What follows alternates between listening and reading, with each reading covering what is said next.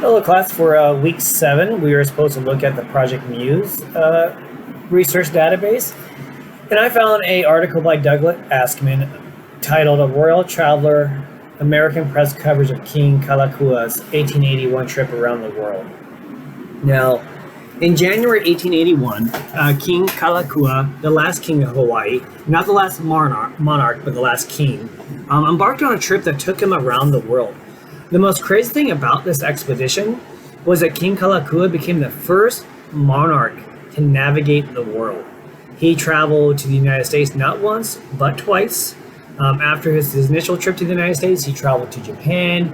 He's made his way east and arrived in Egypt. After Egypt, King Kalakaua traveled to Europe, visiting a lot of countries. He then returned to the United States before traveling back to Hawaii. Now, when King Kalakaua arrived in California on his initial visit, the Sacramento Daily Record Union paper stated that His Majesty Kalakaua, King of the Sandwich Islands, had arrived. Now, I know some of you are probably wondering, you just said he was the king of the Hawaiian Islands. What is the Sandwich Islands? So when Captain Cook, a famous explorer, first arrived on the islands of Hawaii, after visiting the island of Kauai, he named them the Sandwich Islands in honor of John Montagu, who was the Earl of Sandwich. Sandwich is a historic town in the Dover district of Kent in southeast England. Now, back to King Kalakaua. So the funny thing about his trip, no newspaper outlet knew the real reason for the trip. First, it was that his legislative group was trying to kill him by having him travel to all these different climates. Another rumor was that he was trying to find a buyer for the Hawaiian Islands, as he wanted to sell them. King Kalakaua came out and responded, stating that he had no real political agenda or reason for the trip. That if he had a reason, it would be the opposite of selling the islands. It would be to ensure that the islands remained independent and free. King Kalakaua met many other monarchs and leaders. He met the kings of Italy, Belgium, Portugal. He met Queen Victoria, and he also met the Pope. The king also visited New York and Washington, D.C.